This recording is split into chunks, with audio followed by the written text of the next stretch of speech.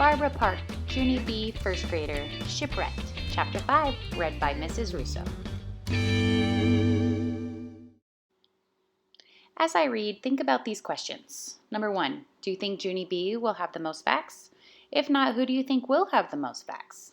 Number 2, what part do you think she wants in the play? Chapter 5, The Winners. Monday morning. Dear first grade journal, 18 facts. I got 18 facts. I can't wait to choose my part in this play. This is going to be the best time of my life, I tell ya. From Junie B., first grader. Just then, Mr. Scary finished taking attendance, and he said to please put our journals away. As you can see, boys and girls, we're missing 3 more classmates today, he said, kind of frustrated. It's going to be hard to do a play with so many people absent, but we'll keep our fingers crossed that our classmates will be back in time to participate. Just then, we heard a rusty sound. Sheldon was crossing his fingers inside his sandwich bags. After he got done, he waved to Mr. Scary, very pleasant.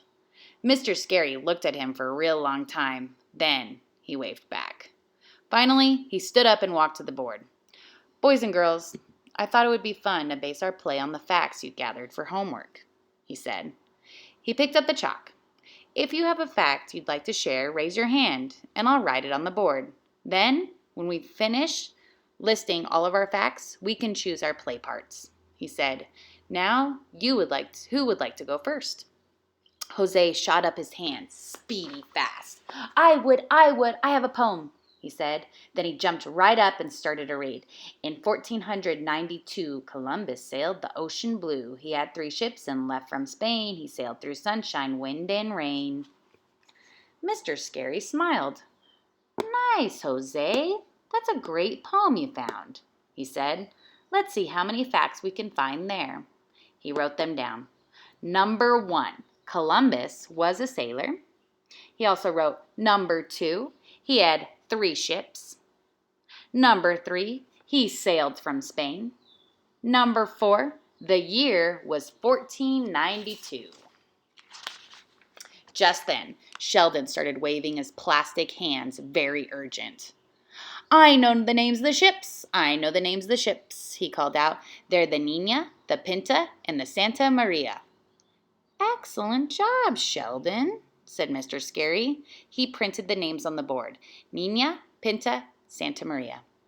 Then Mr. Scary started to call on someone else, but Sheldon stood up and read more from his paper. Columbus sailed across the Atlantic Ocean. He landed on some islands near America, he read. Mr. Scary added the new facts to the list.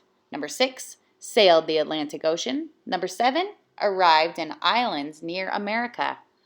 Okay, well, thank you again, Sheldon, he said. Now I think we should let someone else have a... Sheldon interrupted. My Uncle Vern sailed to an island once, he said. He came back with a woman named Bunny. Sheldon kept on standing there. Aunt Bunny has tattoos, he said. After that, Mr. Scary hurried to Sheldon's desk, and he put him back in his chair. May went next. My fact is about the Mayflower, she said. The Mayflower is the ship that brought the Pilgrims to America, and so I am going to be the Mayflower in our Columbus play, because both of our names start with May. Mr. Scary looked curious at her. Yes, but the Mayflower didn't sail to America until over 100 years after Columbus, he said. I know it, she said, but both of our names still start with May. Don't you get it? Yes, May, I do get it, said Mr. Scary, but we can't change history, so I'm afraid the Mayflower won't be sailing in our Columbus play. May sat down in a huff. Ugh. Lucille stood right up. My fact is about the Richie Queen of Spain, she said. The Richie Queen of Spain was named Isabella, and she gave Chris the money for the trip. So I am going to be Richie Queen Isabella in the play, because if there's one thing I know, it's how to be rich. Jose raised his hand. You shouldn't call him Chris, Lucille, he said. In Spain, they call him Cristobal Colon. Lucille made squinty eyes at him. Chris, Crystal Ball, whatever, she said. A queen can call you whatever she wants. She fluffed her hair and sat down. That's when I springed up and I waved my paper all around. 18 facts. I have 18 facts, I said, real happy. And so listen to this, people. The Nina was the smallest ship, and the Pinta was the fastest ship, and the Santa Maria was a big old tub. Mr. Scary winked at me. Those are outstanding ship facts, Junie B., said Mr. Scary. Great job. He printed them on the board. And guess what? After that, Shirley told him even more ship facts. And so that's how the whole rest of the morning kept going. Room 1 kept on telling him facts, and Mr. Scary kept on writing them down until finally we told him every fact in the book. Then, that's when the funnest part of it all happened, because Mr. Scary walked around the room and he counted how many facts each of us had listed on our papers. And wait till you hear this.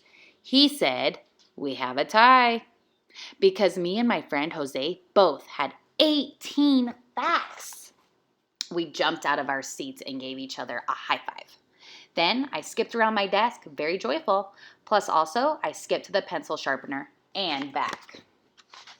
Mr. Scary came back and shook our hands. He said we would choose our play parts when we came back from lunch. And so meanwhile, we should be thinking about what parts we want. Yeah, only I already knew what part I wanted, I said, real thrilled. And it is the bestest part I can think of, only I'm going to keep it a secret until after lunch. And so nobody ask me, and I mean it. After that, I pretended to lock my lips with a make-believe key. Herb turned around. You mean you're not going to tell me? He said, kind of disappointed. I got out my key and unlocked my lips. Okay, except for I will just tell Herb, and that's all, I said. I locked my lips again. Jose frowned at me. I unlocked my lips one more time. Plus, also, I will tell Jose, but that is it. I mean it. Just then, Shirley did a big huffy, okay, fine. And Shirley, I said. That's when Sheldon raised his hand and pointed to himself. Then all of the other children pointed to themselves too. And so that day at lunch, I whispered my secret to everybody in room 1. But that was all. Let's look back at our questions from the beginning. Number 1, do you think Junie B will have the most facts? If not, who do you think will have the most facts?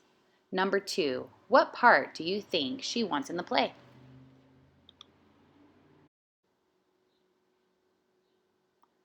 I was definitely not expecting a tie. I thought for sure Sheldon was going to have the most facts.